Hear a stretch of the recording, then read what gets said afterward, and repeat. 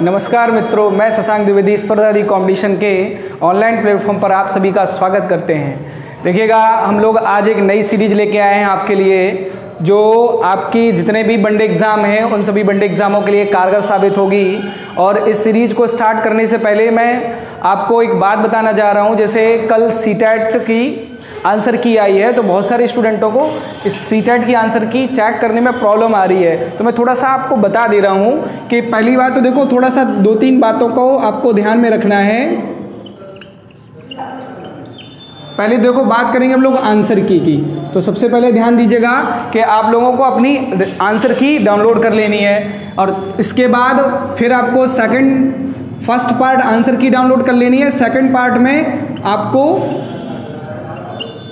Paper download कर लेना है, जिस डेट का आपका पेपर हो, ठीक है, उस डेट का आपको पेपर डाउनलोड करना है। इसके बाद फिर आपको रिस्पॉन्स की डाउनलोड करनी है, रिस्पॉन्स की डाउनलोड करनी है। सबसे पहले क्या डाउनलोड करना है? आंसर की, इसके बाद पेपर डाउनलोड करना है, और इसके बाद आपको रिस्पॉन्स की डाउनलोड करना है। तो फिर पहले आपको फर्स्ट क्या करना है कि आंसर की से, याद रखिएगा, सभी लोग याद रखेंगे, सीटेट की आंसर की आपको कैसे चेक करनी है। तो 1 सेकंड के लिए आप समझेंगे और ये क्लियर हो जाएगा। तो देखिए, सबसे पहले आपको आंसर की डाउनलोड करनी है, इसके बाद आपको ऑफिशियल पेपर डाउनलोड करना है, जो जिस डेट का आपने पेपर दिया हो। तो आंसर की से आप इस ऑफिशियल पेपर से एक न्यू आंसर की बनाइए, न्यू आंसर की बनाइए। आंसर की बनाना है आपको, मतलब कि इस आंसर की से आपको ये वाला पेपर पूरे रूप से चेक कर लेना है। तो इससे फिर जब आप चेक कर लेंगे तो यहाँ आपकी एक नई आंसर की बन जाएगी, और इस आंसर की से आपको ये पता चल जाएगा कि किसी भी क्वेश्चन का आंसर क्या है, ये पता चल जाएगा। इसके बाद फिर आप अपनी रिस्पॉन्स की पर जाएंगे, मीन्स जिस पेपर में आपने रिस्पॉन्स किया है उस पेपर को आपने डाउनलोड करके रखा होगा, रिस्पॉन्स पेपर डाउनलोड करके रखा है। तो आप क्या करेंगे, रिस्पॉन्स पेपर में जाके आप अपना क्वेश्चन नंबर 1 पढ़ेंगे। पहला क्वेश्चन जो साइकोलॉजी से स्टार्ट है, पहला क्वेश्चन पढ़ेंगे, और उस क्वेश्चन में आप देखेंगे कि क्या लिखा है, तो क्वेश्चन को पढ़ लेंगे, और वही क्वेश्चन आप इस जो ऑफिशियल पेपर में आपने अपनी आंसर की क्रिएट की है उसमें जाके आप ये देखेंगे कि जो यहाँ पर आपके रिस्पॉन्स पेपर में पेपर क्वेश्चन नंबर पहला है वो यहाँ पर कहाँ पर लिखा है, किस क्वेश्चन नंबर पर है। आपने देखा कि मान लो यहाँ का जो क्वेश्चन नंबर फर्स्ट है वो यहाँ के क्वेश्चन नंबर 7 से मैच करता है, ठीक है। तो आप यहाँ का क्वेश्चन नंबर फर्स्ट देख लेंगे, फिर इसमें देखेंगे वो क्वेश्चन नंबर जैसे मान लो 7 पर मिला, तो आपने 7 नंबर का आंसर देखना है क्या है, तब आपको पता चलेगा कि 7 नंबर का आंसर ये है। अब 3 ऑप्शन होंगे उसमें, एक तो होगा 1, इसके बाद 2, इसके बाद 3 और इसके बाद 4। मान लो आपका ऑप्शन नंबर 3 सही है, ऑप्शन नंबर 3 सही है, तो आपको इसके भी ऑप्शन 4 होंगे, 1, 2, 3 और 4। जैसे इसका ऑप्शन नंबर 3 सही है तो जरूरी नहीं है कि इसका भी ऑप्शन नंबर 3 सही हो। आपको बस ये देखना है कि ऑप्शन नंबर 3 में लिखा क्या है, ऑप्शन नंबर 3 में क्या लिखा हुआ है, आपको फिर वो देखना है कि हाँ ऑप्शन नंबर 3 में माना कि ए लिखा हुआ है, तो आप देखेंगे अगर आपका ऑप्शन नंबर 2 में ए होगा तो आपका ऑप्शन नंबर 2 सही होगा। इस बात का आप ख्याल रखेंगे, इस तरह से आप अपनी आंसर की को चेक कर पाएंगे, ठीक है। आंसर की थोड़ा सा चेक करने में थोड़ी सी कठिनाई तो है, लेकिन बाकी का बहुत ज़्यादा कठिन नहीं है जो आप चेक ना कर पाएँ। तो 3 काम इसमें करना है, पहले आंसर की डाउनलोड करना है, इसके बाद पेपर डाउनलोड करना है, इसके बाद आपको रिस्पॉन्स की मतलब रिस्पॉन्स पेपर डाउनलोड करना है आपका है। तो आंसर की से आप ऑफिशियल पेपर में न्यू आंसर की क्रिएट करेंगे, और इससे आप अपनी रिस्पॉन्स पेपर को मिला के चेक करेंगे और आपकी आंसर की आ जाएगी, पता चल जाएगा आपको कि आप कितने क्वेश्चन सही कर पा रहे हैं, ठीक है। तो इस तरह से आप सीटेट की आंसर की को चेक कर सकते हैं। अब मैं इसको हटा दे रहा हूं और इसी को आगे बढ़ाते हुए आज मैं आपके आगामी जो भी वनडे एग्जाम की या जो भी परीक्षाएं हैं, जैसे लेखपाल है, यूपी पुलिस है, या एस्टेट है, आपका सुपर टेट है, या जो भी एग्ज़ाम आगे आने वाले हैं, उन एग्ज़ामों के लिए मैं मैथ्स की एक अच्छी सीरीज लेके आया हूं, और जिसमें मैं आज एक टॉपिक लेके आया हूं जिसका नाम है संख्या पद्धति, नंबर सिस्टम। यहां से मैं 1 बाय 1 करके सारे टॉपिकों को आपको ऑनलाइन प्लेटफॉर्म के माध्यम से प्रोवाइड कराऊंगा। तो आप लोग देखिएगा, ज़्यादा से ज़्यादा लोग जुड़िएगा, वीडियो को लाइक करें, शेयर करें, चैनल को सब्सक्राइब करिए, ठीक है। इसके बाद हम लोग आगे देख लेते हैं, ज़्यादा टाइम आपका खर्च ना करते हुए सीधा हम लोग टॉपिक पर आते हैं। तो सबसे पहले हम लोग बात करने वाले हैं संख्या पद्धति में। तो हम लोग सबसे पहले संख्याओं की बात करेंगे कि नंबर्स क्या होते हैं, संख्या क्या होते हैं। तो याद रखेंगे भाई मेरे, संख्या की जब हम लोग बात करेंगे, संख्या, तो संख्या मतलब होता है नंबर, संख्या मीन्स होता है नंबर। तो संख्याओं की बात करेंगे तो जनरली संख्याओं की जब चर्चा की जाती है तो संख्याएं दो प्रकार की, फर्स्ट क्या होती है, सम, और दूसरी विषम। जब संख्याओं की जनरली बात करेंगे तो संख्याएं मात्र दो प्रकार की हमें नजर आती हैं। पहली तो होती है सम, सम को हम लोग बोलते हैं इवन। इसके बाद होती है विषम, विषम को बोलते हैं हम लोग ऑड। तो संख्याएं कितने प्रकार की है, दो प्रकार की होती है, सम और विषम। अब जैसे काउंटिंग की बात कर दी जाए, गणना की बात की जाए कि कितनी संख्याएं सम होंगी कितनी विषम होंगी, जब भी ऐसा प्रश्न दिमाग में बने तो याद रखिएगा, कहीं तक भी काउंटिंग की जाए आधी संख्याएं होती हैं सम और आधी संख्याएं होती हैं विषम। ये काउंटिंग की बात हो गई, क्लियर है। अब इसको हम लोग आगे बढ़ाते हुए आगे काम करने वाले हैं। सबसे पहले हम लोग संख्याओं की आज आइडेंटिटी देखेंगे, परिचय क्या होता है, पहचान क्या होगी, ये हम लोग देखने वाले हैं। तो सबसे पहले हम लोग चर्चा करते हैं प्राकृतिक संख्याओं की।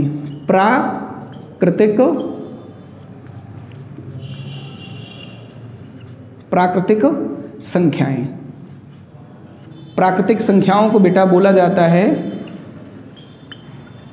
Natural number. प्राकृतिक संख्या को क्या बोलते हैं हम लोग भाई, नेचुरल नंबर बोलते हैं। देखिएगा, नेचुरल नंबर की बात करते हैं, यहाँ विजुअल है ना, दिख रहा है स्पष्ट, कोई दिक्कत तो नहीं है जी।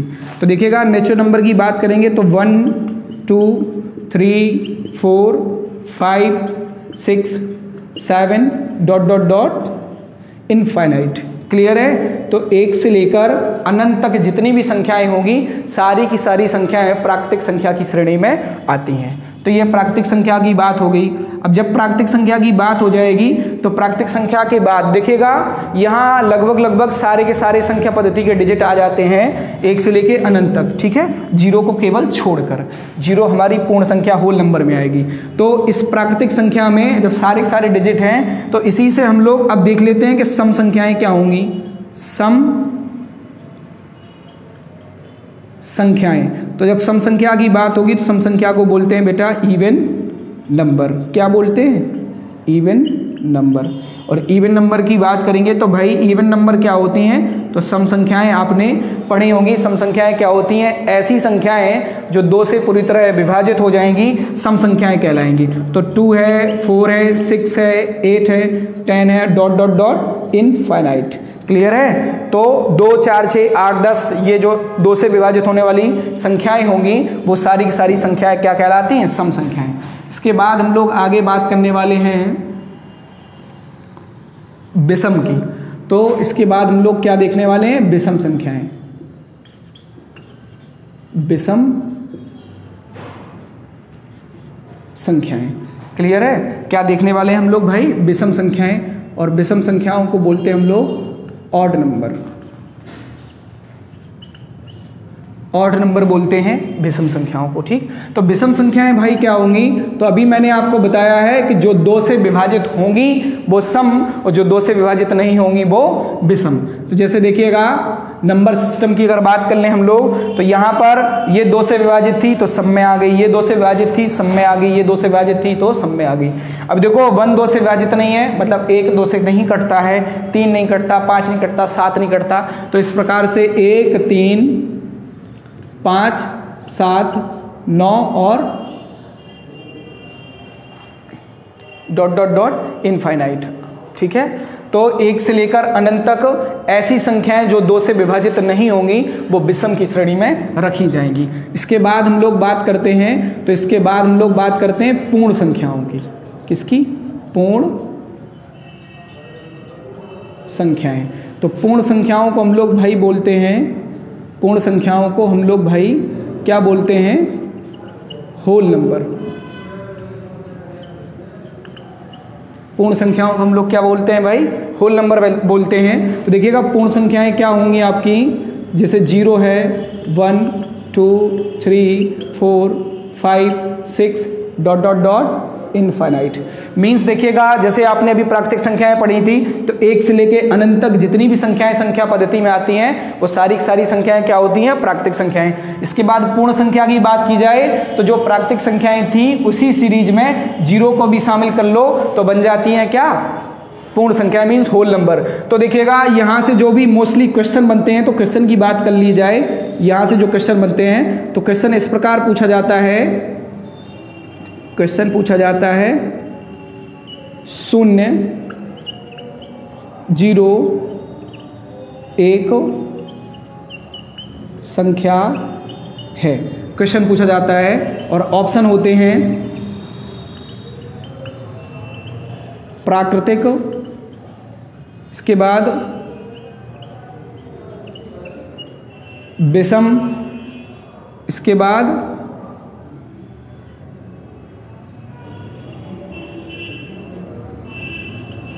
अपरमेय और पूर्ण। क्लियर है? तो क्वेश्चन पूछा गया है आपसे कि 0 एक संख्या है तो क्या प्राकृतिक संख्या है? जी नहीं। विषम संख्या है? बिल्कुल नहीं है। अपरमेय संख्या है? बिल्कुल नहीं है। तो क्या है भाई?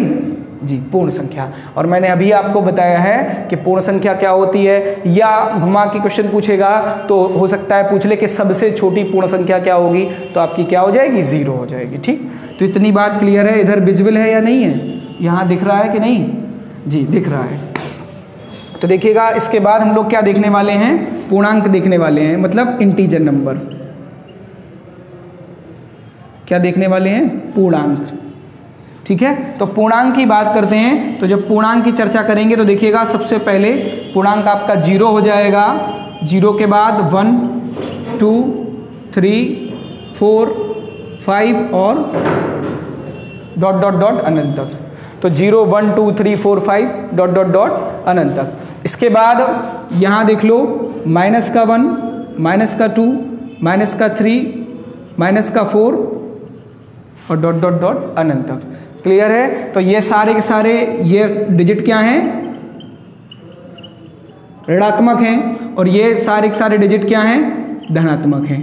तो आपको इतनी बात अब क्लियर हो गई होगी कि संख्या पद्धति का कोई भी डिजिट, चाहे वो ऋणात्मक हो, चाहे धनात्मक हो, चाहे 0 हो, अपने आप में एक पूर्णांक होता है। इतनी बात 100% क्लियर हो गई होगी। ठीक है, तो ये देखिएगा हम लोगों ने अभी तक कितना पढ़ा है, हम लोगों ने क्या पढ़ा है कि संख्याएं कितने प्रकार की हैं। तो जनरली संख्याएं सामान्य रूप से 2 प्रकार की बोली जाती हैं, सम और विषम।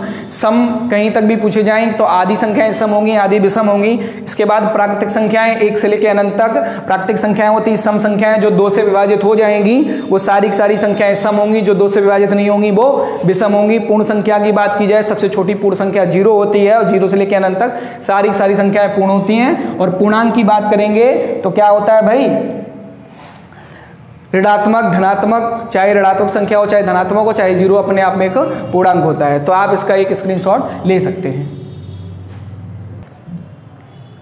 आप लोगों ने स्क्रीनशॉट ले लिया होगा, मैं इसको हटा दे रहा हूं। अब देखिएगा हम लोगों ने इतना पढ़ लिया, इसके बाद की जो भी संख्याएं हैं उन सभी की आइडेंटिटी हम लोग 1 बाई 1 करके अभी देखने वाले हैं। पहचान क्या होती है आप कैसे समझेंगे, क्या होती है, कैसे इनकी डेफिनेशन होगी, कैसे आप पहचान पाएंगे कि कौन सी संख्या भाज्य होगी, कौन सी अभाज्य होगी, कौन सी सहभाज्य होगी। ठीक है, तो इतना थोड़ा सा हम लोगों को देखना है। ठीक है, इतनी बात क्लियर है। आगे हम लोग बढ़ते हैं नेक्स्ट। तो इसके बाद हम लोग पढ़ने वाले हैं भाज्य।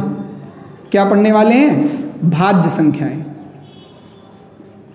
भाज्य संख्याएं देखिएगा, भाज्य संख्याओं को बोलते हैं भाई क्या, कंपोजिट नंबर। क्या बोलते हैं? कंपोजिट नंबर बोलते हैं। क्लियर है? तो देखिएगा बेटा थोड़ी थोड़ी अंग्रेजी बहुत जरूरी है, नंबर की अंग्रेजी आपको आनी चाहिए, क्योंकि एग्जामिनर थोड़ा सा घुमा फिरा के पूछ देता है। अभी पिछले ही के एक एग्जाम में क्वेश्चन पूछा गया था, ध्यान से समझेंगे। पूछा गया था कि सबसे छोटी कंपोजिट संख्या है, ऑप्शन दे दिए गए थे। सबसे छोटी कंपोजिट संख्या है, ऑप्शन दे दिए गए थे, तो अब आपको बताना था उसमें, ठीक है। तो ध्यान रखिएगा, जब तक आपको ये कंपोजिट ही नहीं पता होगा तब आप कैसे पता कर पाएंगे कि अब क्या पूछा गया है, ठीक है। तो थोड़ी थोड़ी अंग्रेजी ज़रूरी है। अब बहुत सारे स्टूडेंटों ने गलत लगा दिया था क्योंकि उन्हें ये पता ही नहीं था कि भाज्य पूछा गया है, ठीक है। तो इस बात का आप ख्याल रखेंगे तो थोड़ी सी अंग्रेजी भी ज़रूरी है, ठीक।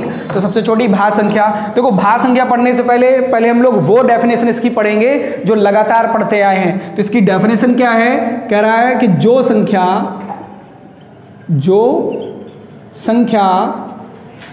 एक व स्वयं के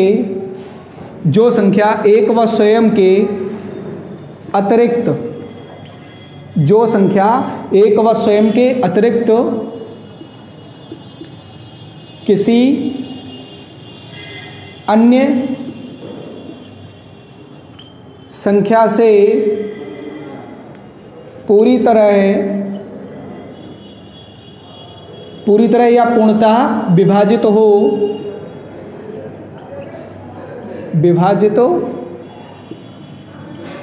हो। क्लियर है? क्या कह रहा है कि जो संख्या एक व स्वयं के अतिरिक्त,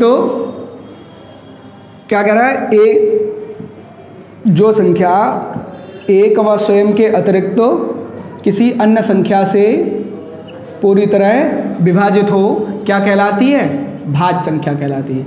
ये डेफिनेशन हम लोग बचपन से पढ़ते आ रहे हैं। देखिएगा, आप लोग विश्वास रखिएगा, जो ये सीरीज हम लोगों ने चलाई है इसमें आप ज़्यादा से ज़्यादा लोग जुड़िए और आप ध्यान से पढ़िए, पूरा वीडियो देखेंगे तो 100% लास्ट में आपको ये जरूर लगेगा कि कुछ ना कुछ हमें डिफरेंट मिला है, कुछ ना कुछ अच्छा मिला है। और देखिएगा, आता है आपको ये सब, मुझे पता है कि 100% ये बेसिक से वाली चीज़ें हैं, आपको आती होंगी, लेकिन आप किसी भी चीज़ को पढ़ना स्टार्ट कर रहे हैं तो बिल्कुल बेसिक से पढ़िए, जीरो से पढ़िए। और हम लोग यहाँ पर बहुत अच्छे लेवल तक भी जाएंगे, तो जीरो से हीरो तक की सीरीज है। क्लियर है? तो इसमें हम लोगों ने क्या पढ़ा, भाज्य संख्याएं क्या होंगी, जो संख्या एक व स्वयं के अतिरिक्त किसी अन्य संख्या से पूरी तरह विभाजित हो जाएगी, भाज्य कहलाएगी। एक तरीका इसका भाज्य का ये हो गया। दूसरी डेफिनेशन इसकी क्या होती है, या तो आप लोग ये कह सकते हैं, क्या कह सकते हैं कि जिन संख्याओं के, क्या कह सकते हैं, जिन संख्याओं के कम से कम 3 गुणनखंड हो, या क्या कह सकते हैं आप, जिन संख्याओं के कम से कम 3 गुणनखंड हो। और 3 में कौन सा, पहला 1 से कट जाए, दूसरा स्वयं से कट जाए और तीसरा किसी अन्य से कट जाए। 1 से कट जाए, स्वयं से कट जाए और किसी अन्य से कट जाए, तो वो क्या कहलाएगी, आपकी भाज्य संख्याएं। तो भाज्य संख्या के मैंने आपको बताए 2 डेफिनेशन। पहली क्या है, एक व स्वयं के अतिरिक्त किसी अन्य संख्या से विभाजित हो जाएगी, वो भाज्य कहलाएगी। और या इसके गुणनखंड करने पर कम से कम 3 गुणनखंड होने चाहिए। ठीक है, तो इतनी बात आपको क्लियर हो गई होगी। अब हम लोग क्वेश्चन के माध्यम से समझते हैं, क्या कि प्रथम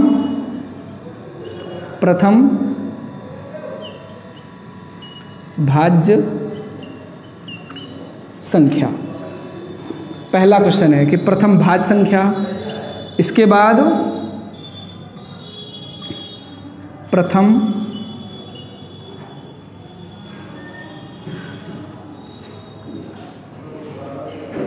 सम भाज्य संख्या, इसके बाद प्रथम विषम भाज्य संख्या,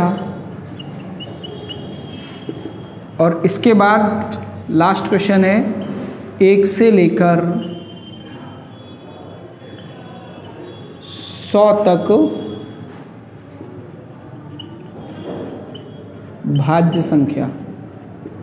देखिएगा, तो देखिएगा अभी हम लोगों ने इसकी डेफिनेशन पढ़ी है और इस डेफिनेशन के बाद हम लोग इसके क्वेश्चन देखने वाले हैं। डेफिनेशन में पहले क्या पढ़ा है कि जो संख्या एक व स्वयं के अतिरिक्त किसी अन्य से विभाजित हो जाएगी, भाज्य कहलाएगी, या फिर इनके गुणनखंड करने पर, फैक्टर करने पर, क्या करने पर भाई, फैक्टर करने पर, फैक्टर करने पर कितने फैक्टर प्राप्त हों? कम से कम 3 गुणनखंड प्राप्त हों। एक से कट जाए, स्वयं से कट जाए और किसी अन्य से कट जाए। ठीक है, अब इनके माध्यम, इसी डेफिनेशन के माध्यम से हम लोग इन क्वेश्चनों को सॉल्व करेंगे। तो कह जा रहा है सबसे छोटी भाज्य संख्या क्या होगी? तो सबसे पहले तो संख्या पद्धति, देखो नंबर सिस्टम देख लो, पूरा आपके नंबर सिस्टम में डिजिट क्या होते हैं? 0 1, 0 को तो छोड़ दो, नंबर 1 2 3 4 5 6 7 डॉट डॉट डॉट, ये इतने नेचुरल नंबर होते हैं। जितने नेचुरल नंबर होते हैं तो यहाँ इतने अंक होते हैं। ठीक है, 0 तो तभी कोई 0 के लिए तो ऐसा है जब वो किसी संख्या के बाद में लगेगा तभी कोई ना कोई परिणाम देगा। ठीक है, तो सबसे पहला क्वेश्चन क्या है कि प्रथम भाज्य संख्या क्या होगी? पहली भाज्य संख्या, और भाज्य संख्या के लिए डेफिनेशन क्या है कि गुणनखंड करने पर कम से कम 3 गुणनखंड प्राप्त हो।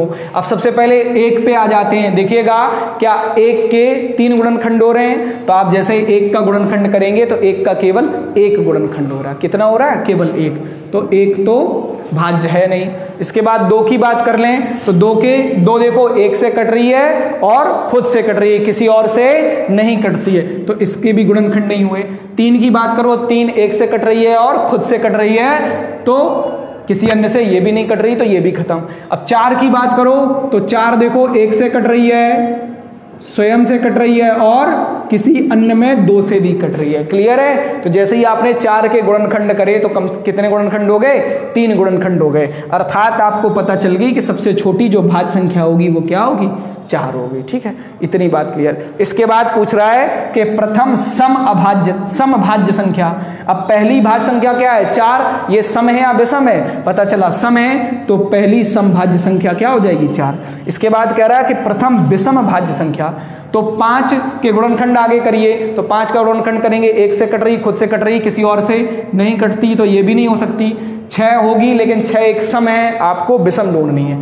फिर 7 नहीं होगी, इसके बाद 8 सम है, इसके बाद देखिएगा इसके बाद क्या आती है? 8 आती है और 8 के बाद आती है 9। तो इसके बाद जब लास्ट में आप पहुंचेंगे तो 9 मिलेगी। 9 देखो भाज्य भी है, क्योंकि 9 1 से कट रही है, खुद से कट रही है और 3 से कट रही है, तो 9 भाज्य भी है और विषम भी है। तो अगर कहा जाए प्रथम विषम भाज्य संख्या तो क्या हो जाएगी? 9 हो जाएगी। अब कहा अगला क्वेश्चन क्या कह रहा है? 1 से लेकर 100 तक भाज्य संख्याएं क्या होंगी? तो भाई ये होती हैं 74। ये आप याद रखेंगे। बहुत सारे लोगों को ये दिक्कत कन्फ्यूजन होगी कि 74 कैसे होती हैं, तो वो आगे आप को समझाएंगे तो समझ में आ जाएगी। तो मैं इधर इसको हटा दे रहा हूँ और आगे देखते हैं। ठीक है, आगे हम लोग नेक्स्ट देखते हैं। तो भाज्य पूरी रूप से समझ आ गई होगी। अब हम लोग देखते हैं अभाज्य संख्याएं। ठीक, अब हम लोग देखने वाले हैं अभाज्य संख्याएं। देखिएगा अभाज्य संख्याएं क्या होती हैं? प्राइम नंबर होती हैं। क्लियर है? तो अभाज्य संख्याएं क्या होती हैं भाई? Prime number. ठीक है, अभाज्य संख्या, अभी देखो भाज्य की डेफिनेशन देखी आपने, अब हम लोग क्या देखेंगे? अभाज्य की डेफिनेशन। तो देखो अभाज्य क्या होंगी, तो ध्यान से समझेंगे। तो अभाज्य में डेफिनेशन क्या होंगी कि जो संख्या एक व स्वयं के अतिरिक्त, जो संख्या एक व स्वयं के अतिरिक्त किसी अन्य से पूर्णतः विभक्त ना हो। क्या है कि जो संख्या एक व स्वयं के अतिरिक्त किसी अन्य से पूर्णतः विभाजित ना हो।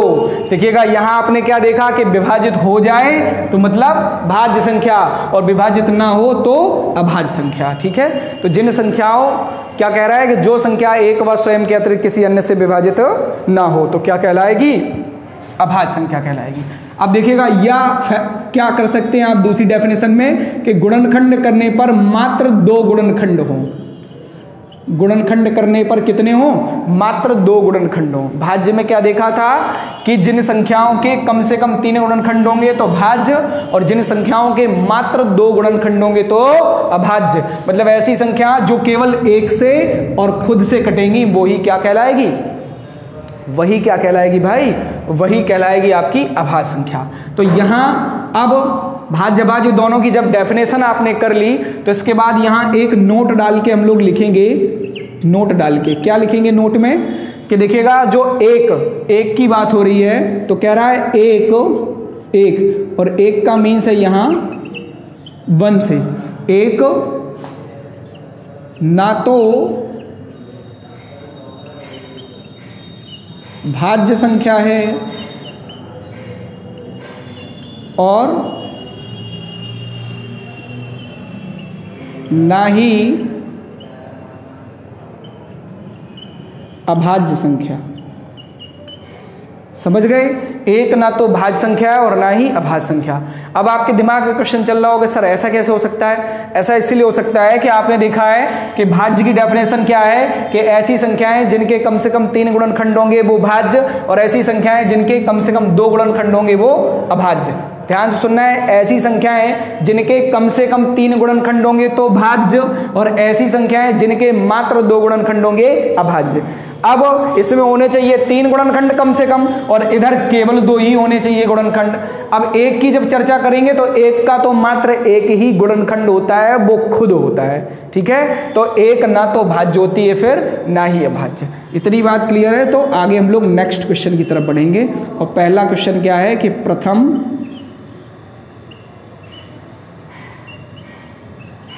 अभाज्य संख्या। इसके बाद दूसरा क्वेश्चन क्या है? प्रथम सम अभाज्य संख्या। इसके बाद तीसरा क्वेश्चन क्या है? इसके बाद तीसरा क्वेश्चन है अंतिम सम अभाज्य संख्या। इसके बाद प्रथम धनात्मक अभाज्य संख्या। विजुअल है इधर? दिखाई दे रहा है ना जी? इसके बाद प्रथम ऋणोत्तर अभाज्य संख्या। क्लियर है? और इसके बाद के क्वेश्चन हम लोग थोड़ा सा इधर लिख लेते हैं।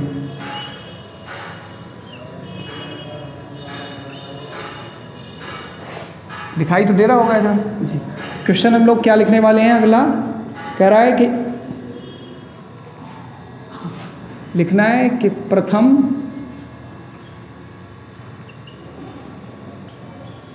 विषम अभाज्य संख्या। इसके बाद 1 से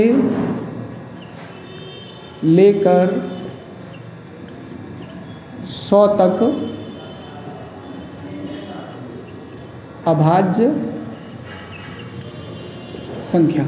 ये देखिएगा, इतने ओवरऑल क्वेश्चन हैं। अब क्वेश्चनों को हम लोगों को सॉल्व करना है, और सॉल्व हम लोग कैसे करेंगे? तो पहले डेफिनेशन पढ़ेंगे, इसके बाद सॉल्व करेंगे। देखो डेफिनेशन क्या है इसकी अभाज्य संख्या की, कि जो संख्या एक व स्वयं के अतिरिक्त किसी अन्य से पूरी तरह विभाजित ना हो वो क्या कहलाएगी? अभाज्य संख्या। या कह सकते हैं जिन संख्याओं के केवल 2 ही गुणनखंड हो और दोनों गुणनखंड आपस में भिन्न हो। ये दोनों आपस में क्या हो?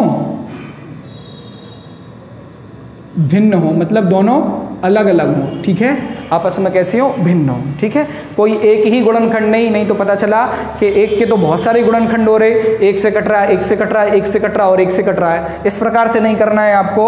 तो आपको क्या करना है? दोनों गुणनखंड आपस में डिफरेंट होने चाहिए, ठीक है, भिन्न होने चाहिए। अभी हम लोग क्वेश्चन को सॉल्व करते हैं। पहला तो कह रहा है प्रथम अभाज्य संख्या। तो देखो पहली अभाज्य संख्या की बात करते हैं तो सबसे पहले डिजिट 1 आता है, 1 आता है। तो 1 की बात हम लोग कर चुके हैं। 1 ना तो भाज्य की श्रेणी में है और ना ही अभाज्य की श्रेणी में। अब बात करते हैं, पहले देखो हम लोग डिजिट लिख लेते हैं, नंबर्स लिख लेते हैं। देखो 1 है, 2 है, 3 है, 4 है, 5 है, 6 है, 7 है, डॉट डॉट डॉट, ये नंबर्स लिखें। अब 1 की बात करते हैं। 1 तो ना भाज्य, तो 1 को तो छोड़ ही दो। अब बात करते हैं 2 की। तो 2 देखो 1 से कट रहा है और खुद से कट रहा है, 1 से कट रहा है और खुद से कट रहा है, किसी और से नहीं कटता। तो हम लोगों को तो यही शर्त चाहिए, 1 से कटना चाहिए और खुद से कटना चाहिए, किसी और से नहीं कटना चाहिए। तो पहली अभाज्य संख्या हो जाएगी, तो वो क्या हो जाएगी भाई, 2 हो जाएगी, ठीक। इसके बाद अगला क्वेश्चन है, तो कह रहा है कि प्रथम सम अभाज्य संख्या। तो पहली अभाज्य संख्या क्या है, 2। देखिएगा क्या वो सम है या विषम है। तो आपको पता चला कि सम है सर, इसीलिए इसका भी आंसर क्या हो जाएगा, 2 हो जाएगा।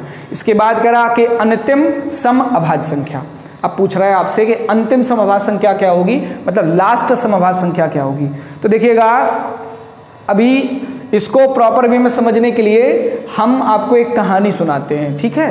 तो उससे आप इस बात को प्रॉपर वे में समझ जाएंगे। जैसे क्या कि एक व्यक्ति था जिसका नाम था रामलाल। तो रामलाल को इकलौता पुत्र था जिसका नाम था कृष्णा। रामलाल का एक इकलौता पुत्र था जिसका नाम कृष्णा। तो एक व्यक्ति ने रामलाल से पूछा, क्यों रामलाल, आपके पहले पुत्र का क्या नाम है। तो आप क्या जवाब देंगे, क्या जवाब देंगे आप भाई, बिल्कुल आप जवाब देंगे कि सर कृष्णा होगा, ठीक है। अब दूसरे व्यक्ति ने अगर रामलाल से ये पूछा कि क्यों रामलाल, आपके अंतिम पुत्र का क्या नाम होगा।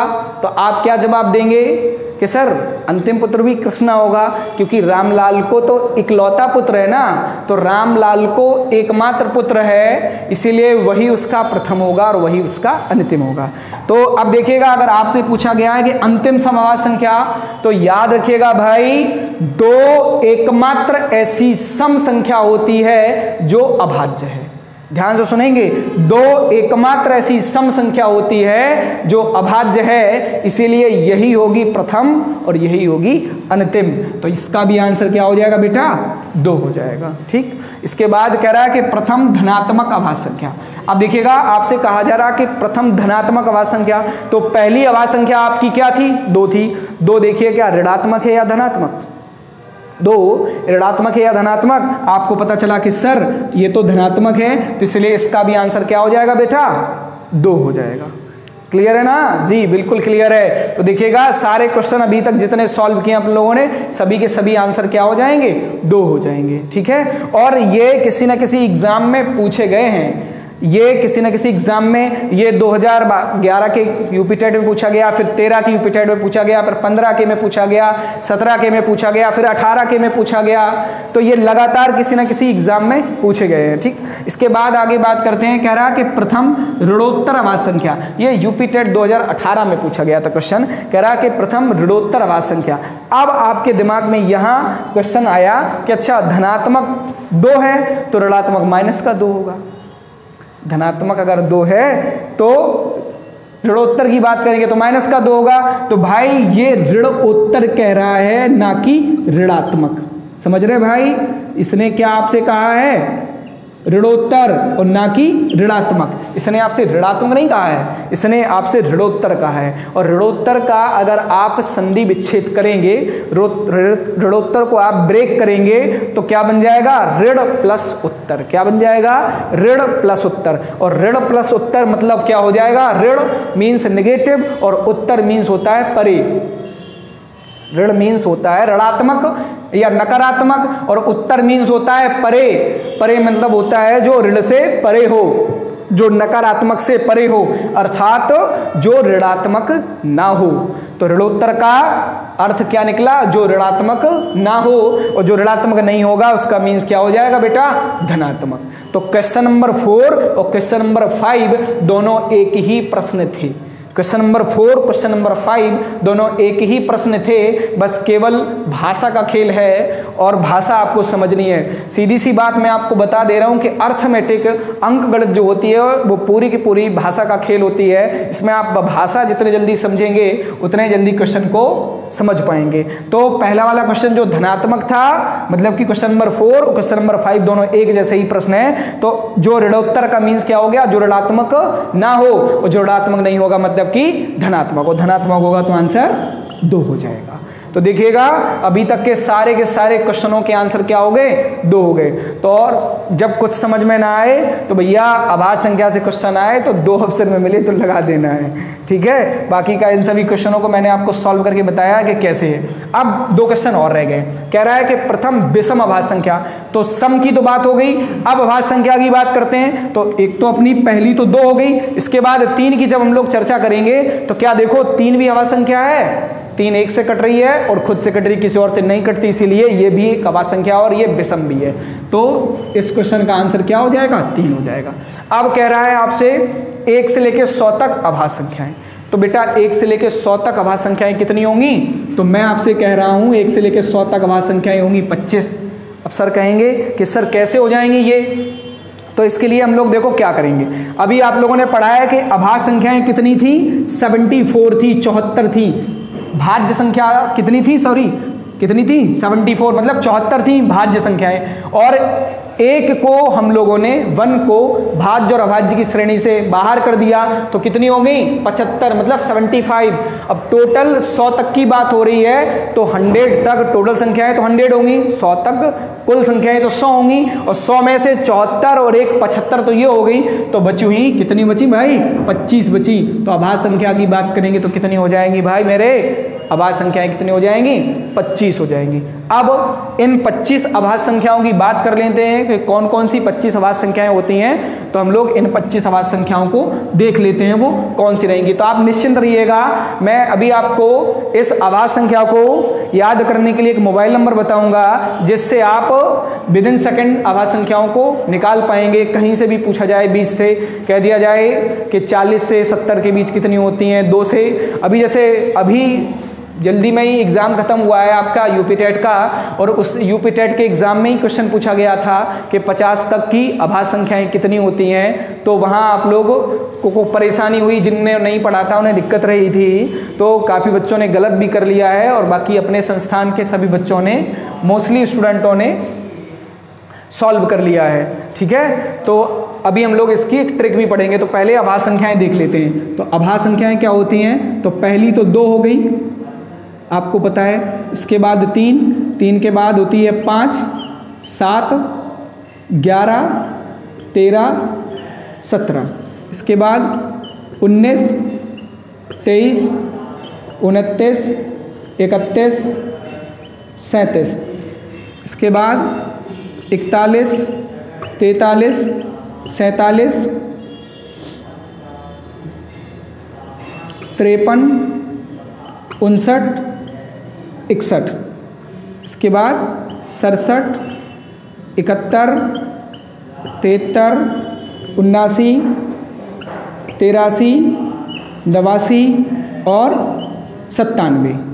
क्लियर है। तो टोटल कितनी अभाज्य संख्याएं होती हैं, 25। और वो कौन कौन सी मैंने आपको लिख दी हैं। अभी कोई आपको लग रहा होगा, अगर कुछ भी संख्या कोई छूट रही है तो आप कमेंट करके बोल सकते हैं कि सर अभी ये संख्या काउंट नहीं हुई है, और वैसे 25 है तो आप काउंट कर सकते हैं। देखिएगा 1 2 3 4 5 6 7 8 9 10 11 12 13 14 15 16 17 18 19 20 21 22 23 24 और 1 25। क्लियर है। तो ये 25 की 25 अभाज्य संख्याएं हैं। तो यहाँ तक आपको मेरी बात समझ आ गई होगी। तो आप इसका एक स्क्रीनशॉट ले लो, मैं हटा जा रहा हूँ।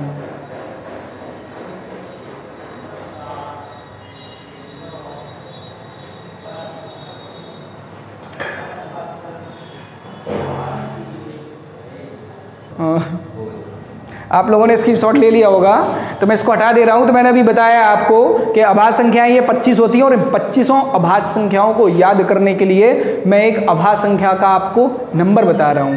तो 10 डिजिट हैं, वो आपको याद रखना है, जैसे मोबाइल नंबर के होते हैं।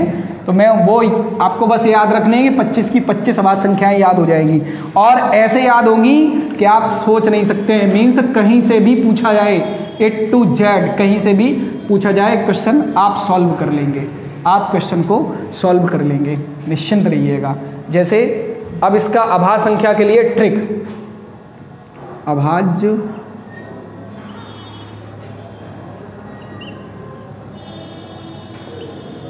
की ट्रिक, अभाज्य संख्या को याद करने की ट्रिक क्या, सीधा आपको याद रखना है 44, 22, केवल 10 डिजिट याद रखने, सारी की सारी अभाज्य संख्याएं क्लियर हो जाएंगी। 44, 22, 32, 23, 21। क्या याद रखना है आपको? 44, 22, 32, 23, 21। तो मात्र ये 10 डिजिट याद रखने हैं, कहीं से भी कैसी भी अभाज्य संख्याएं पूछी जाएंगी आप बड़े आसानी से सॉल्व कर पाएंगे, आप बहुत आसानी से सॉल्व कर देंगे। और कैसे सॉल्व कर देंगे देखिएगा, ठीक है। तो क्या इसकी ट्रिक है?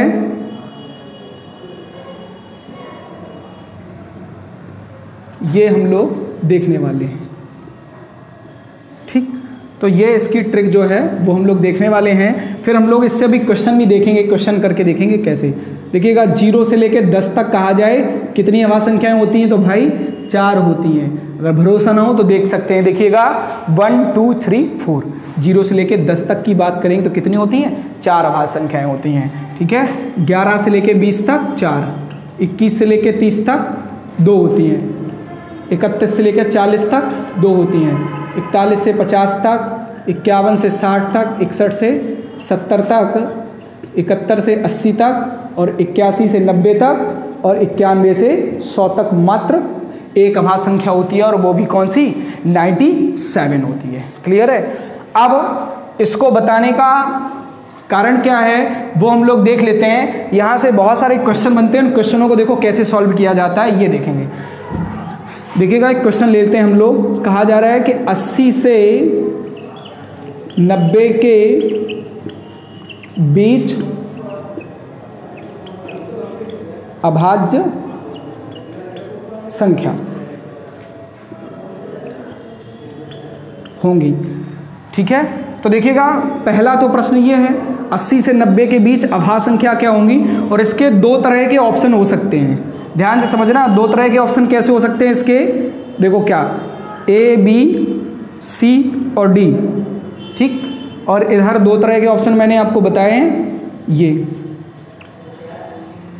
कि 4 होती हैं, 2 होती हैं, 3 होती हैं, या 6 होती हैं, ठीक, या मान लो 5 होती हैं। इस प्रकार से ऑप्शन है, ठीक है। तो आपसे पूछा जाएगा 80 से 90 के बीच अभाज्य संख्या कितनी होती हैं। तो देखिएगा अब आपके दिमाग में कई लोग 81 को भी काउंट कर लें, कई लोग 83 को भी काउंट किए हैं, 87 को भी काउंट किए हैं, 89 को भी काउंट किए हैं, तो पता चल गया उनके हिसाब से आंसर 4 आ जाएगा, ठीक है।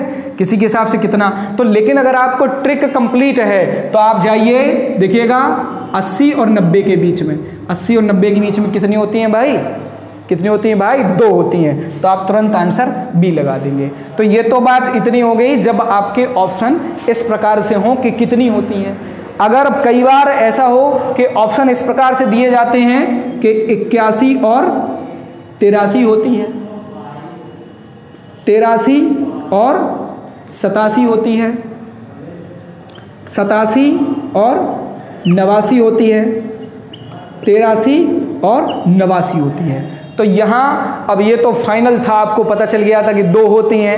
अब 2 के बाद कौन सी होती हैं, तो मैंने अभी आपको यहाँ स्पष्ट किया है कि देखिएगा 80 और 90 के बीच कितनी होती हैं मेरे भाई? 2 होती हैं, और वो कौन कौन सी? 83 और 89 होती हैं। तो ऑप्शन नंबर डी आपका आंसर है, ऑप्शन डी आपका आंसर। देखिएगा 83 और 89। क्लियर है? तो और ये जो क्वेश्चन हमने लिखा है आपके लिए, ये आज तक कम से कम 6 से 7 बार एग्जाम में पूछा जा चुका है। ये सबसे पहले यूपी पुलिस के एग्जाम में 2013 की भर्ती में पूछा गया था, ठीक है। इसके बाद कम से कम 6 से 7 बार पूछा जा चुका है। और अभी जल्दी की बात करें तो बीटीसी सेकंड सेम के एग्जाम में ये क्वेश्चन पूछा गया था 2021 में, बीटीसी सेकंड सेम के एग्जाम में। क्लियर है? तो ये कई बार एग्जाम में पूछा जा चुका है क्वेश्चन। अब इसी से रिलेटेड अब इस बार हम लोग बात कर लें इस बार यूपी टेट की। तो इस बार यूपी टेट में एक क्वेश्चन आया था जो आभास संख्या से था। इस बार यूपी टेट में जो एक क्वेश्चन आया था वो भी आभास संख्या से था। तो क्या था? क्वेश्चन 2 कहा जा रहा था 1 से या ऐसे था 50 तक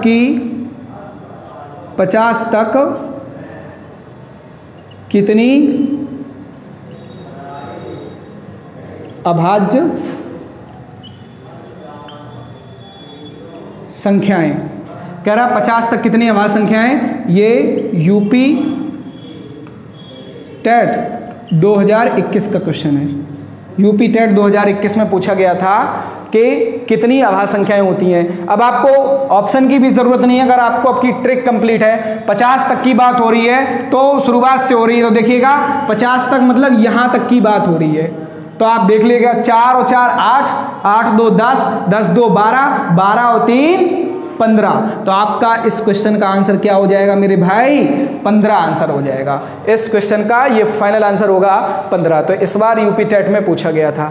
तो क्लियर है? तो ये नंबर्स थे। मैंने आज की क्लास में आपको क्या सभी प्रकार के नंबर्स बताए हैं आपको, ठीक है। तो कुछ नंबर और हैं जिनके बारे में मैं चर्चा करूंगा अगली क्लास में। जैसे हम लोग पढ़ने वाले हैं सह आभाज्य संख्याएं क्या होंगी, को प्राइम नंबर क्या होंगे, इसके बाद रेशनल नंबर पढ़ेंगे, इर्रेशनल नंबर पढ़ेंगे।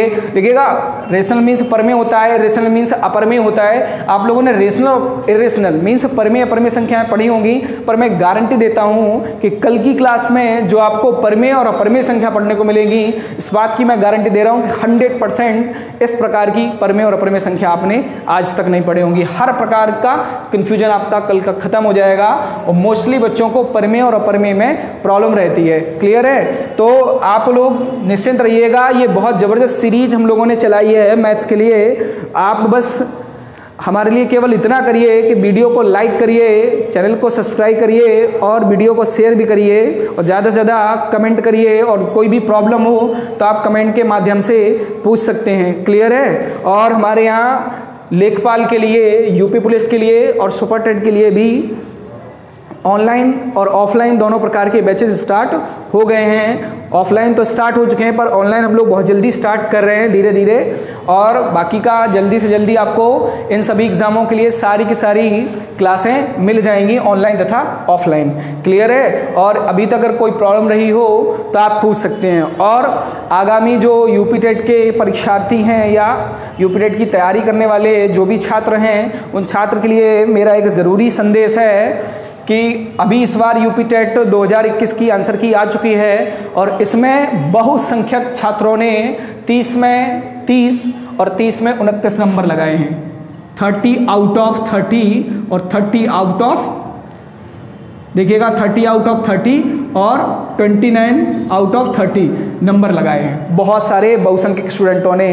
और क्लास से मैं मजाक में बच्चों से यूं ही कहता था कि आप लोग निश्चिंत रहिएगा कि आपकी नोटबुक में जो भी रिटन वर्क किया जा रहा है, उस रिटन वर्क से आपकी नोटबुक से यूपी टेट 2021 का एग्जाम और पेपर बनेगा। ठीक है? और वैसा ही हुआ, हूबहू वही क्वेश्चन आए हैं। भले ही आप लोगों को प्रॉब्लम हो रही हो या आप लोगों को लग रहा होगा कि टीचर फेंक रहा है या फर्जी बता रहा है, तो आप लोग इसमें किसी भी प्रकार का कमेंट कर सकते हैं, बोल सकते हैं। तो उसके बाद आपको खुद ही स्टूडेंट जवाब में देंगे कि हाँ जो सर ने बोला है वो बिल्कुल सही है। और अगर जितने भी छात्रों ने मेरी ऑफलाइन क्लास ली है अगर जितने भी छात्रों ने मेरी ऑफलाइन क्लास ली है और उनके इसी प्रकार के नंबर आए हैं और उन्हें लग रहा है कि वाकई में ऑफलाइन क्लास में जो भी मैथ पढ़ाई गई है वही एग्जाम में आई है, तो वो प्लीज प्लीज प्लीज कमेंट करके ये जरूर बताएं कि हाँ वाकई में वही आया है। क्लियर है? और आज की क्लास के लिए हम लोग इतना ही रखते हैं, इसके बाद हम लोग आगे की क्लास